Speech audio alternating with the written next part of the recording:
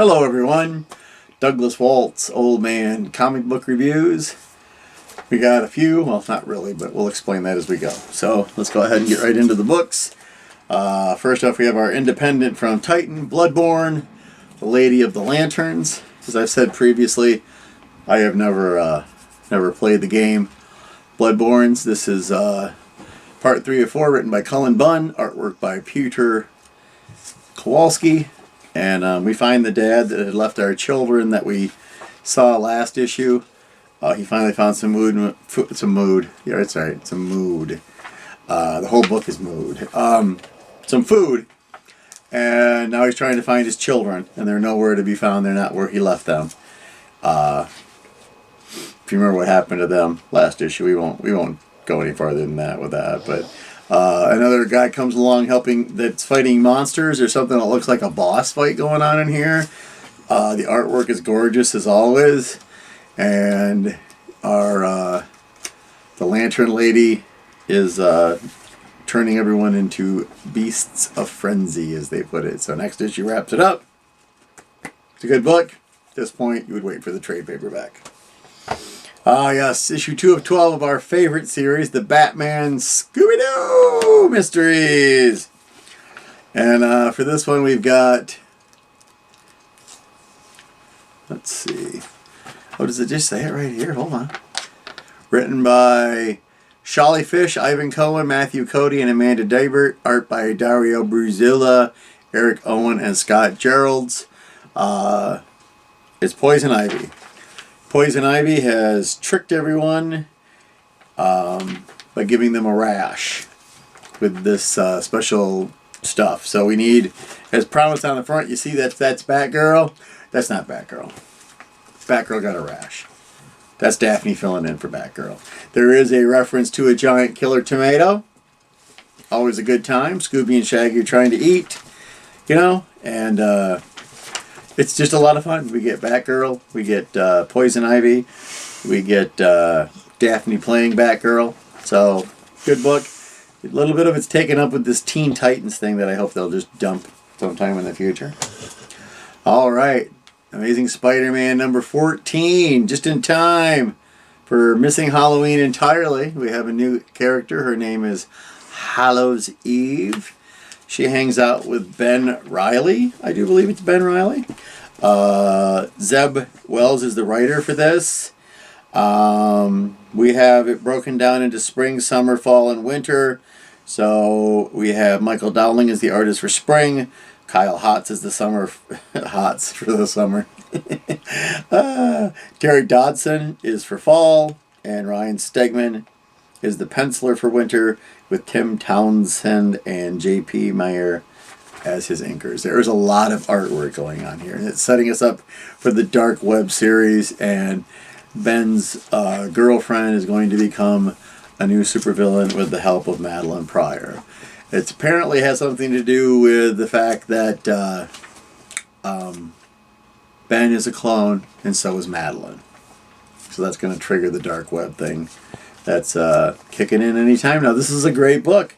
No Spider-Man in it, but it was still a great book. Good time. Next up we have issues 15 and 16 of this. Is going to lead into the Dark Web series. Introduction of a new character is always fun. She looks fun. Got a spooky character. Alright, let's see. Our last regular book out of this giant pile is Daredevil number 5. Chip Zdarsky still the writer. Rafael de la Torre is the artist. Everyone as training and as members of the Fist to fight the Hand, because you need a fist to fight a hand, I guess. Come to find out that Frank Castle, a.k.a. The Punisher, is leading the Hand. Kind of interesting how they got him involved in that. Murdoch goes to a place with supervillains and tells them all to come with me if you want to live. He's got a better offer for them. So some pick him up on the deal, some don't. In the end, U.S. Agent gets smacked around pretty good by Daredevil. So this is a good book. Apparently it ticked off the Avengers, so Iron Man and Captain America are ready to go after Daredevil. Ooh. So this is a really good book. I wish I'd stop renumbering books. All right. So as you may or may not know, one of my favorite things is a series of TV shows called Kamen Rider. Started in 1971. They still make them. The most recent one would be Kamen Rider Geats. I've watched a lot of them, including both of the things I'm going to show you today. Titan has released a manga line called Stonebot Manga, and they have given us the first issue of Kuuga. This is standard manga, so you read it backwards. It's black and white. It's not quite the TV show. Kuuga's interesting in that when Kamen Rider Black RX was over, it was 12 years before they decided to bring back Kamen Rider, and the very first one is Kuuga. Kuuga is probably the sweetest Kamen Rider of the Heisei era.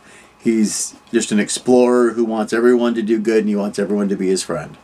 But he has to fight monsters that are jerks. So they've already gotten us set up for, I know there's going to be at least 4 more of these. Kuuga is one of my favorite Kamen Riders that I've watched, so there we go. Then the only Kamen Rider that I wish wasn't over when it was over from the Reiwa era, and this would be Titan releasing an actual comic book. This is not a manga. This is not a Japanese production. Titan is based out of the UK, and this is Kamen Rider 01, issue 1. We have for our writer... Oh, I didn't do that for this. Hold on. Let me do Kuuga real quick. Let's see. Gotta go to the back of the book. Here we are. Oh, there we go. Hold on. Original story, Shotaro Ishinomori. Script, Toshini Inku, or Inoue. I can't tell if that's a Q. Art is Hitatsu Yokoshima. Translation is Jonathan Clements. And Jessica Burton did the lettering, so we'll give her props for that as well. I'll get better at my Japanese names, I promise. All right, back to 01. Which we'll be having easier names to say, sort of. The writer is Brandon Easton. The artist is Henry Presetya. As you know, they assume that not everybody reads or has seen every episode of Kamen Rider 01. I have. I finished the series. I wish it was still playing. The artwork is gorgeous. 01 is facing a new bad guy who has told him that he is not worthy. I don't know if they say his name, though. Oh, Ragnarok. 2 problems with the book. They're not really problems. I don't care. Just keep making the book. Is lots of fighting, which is awesome to see. But, and some great artwork. Isu, Kamen Rider 01's sidekick, is in it, which is awesome. Okay, so I got there's a caption block that has been obscured. You can't read it. I tried looking at the other ones. We'll talk about that in a second, and they're all obscured. The other thing is the belt. The way the belt works. All Kamen Riders have a belt of some sort. A lot of them plug things in to get different superpower forms. And Isu throws him the Flying Falcon. It looks like a little cassette tape about this big. And you flip it open, and that's the Progrise key. You jam into your belt. I know, lots of information. But they say Flaming Tiger in the caption. So she throws Flying Falcon, but it's a Flaming Tiger one. And so it's good. It's a good introduction to Kamen Rider 01. I don't know how many issues there's supposed to be. Hopefully they'll just make it go on forever. If you want to watch the show, Tubi is free. Tubi is free on your phone. Tubi is free on your computer. Tubi is free on your TV. Tubi is free everywhere, and it is on there. You can watch the original OG Kamen Rider from 71. You can watch Kamen Rider Kuuga, like the manga. Also, 01 is on there, a couple of movies, and Ryuki. I really can't recommend Ryuki. Didn't like it. So for the first time ever, not only did I buy a Kamen Rider comic book, but I decided to pick up all of the variant covers. Here's another variant cover. Here's another variant cover. Here's another variant cover. Here's another variant cover. The other thing you might notice, I am not a bag board fella. I put my comic books in a box. They can just live on their own, but I put these all in bags and boards. See? Board, bag. So, I hope it goes on for a while. I think Kamen Rider is going to start infecting the Western world, which would be kind of nice. I've watched a lot of Kamen Rider. If you haven't watched any, like I said, those are the good ones to start with, because you get the first one, which is the Showa era. That's Kamen Rider. It's like 94 episodes. You got plenty to do. They got Kuuga, which most of them have 50 episodes, and he was the first Reiwa era. No, Heisei era, and then 01 is the first Reiwa era. So those are the 3 eras so far for Kamen Rider. You can watch the beginnings of all 3 of them. So, and then you'll get hooked and you'll want to watch more. There's plenty to find on YouTube. They have episodes on YouTube. There's other places you can look for them online. There's a thing called KRDL.MOE. It's free, but you should give money and not be a jerk.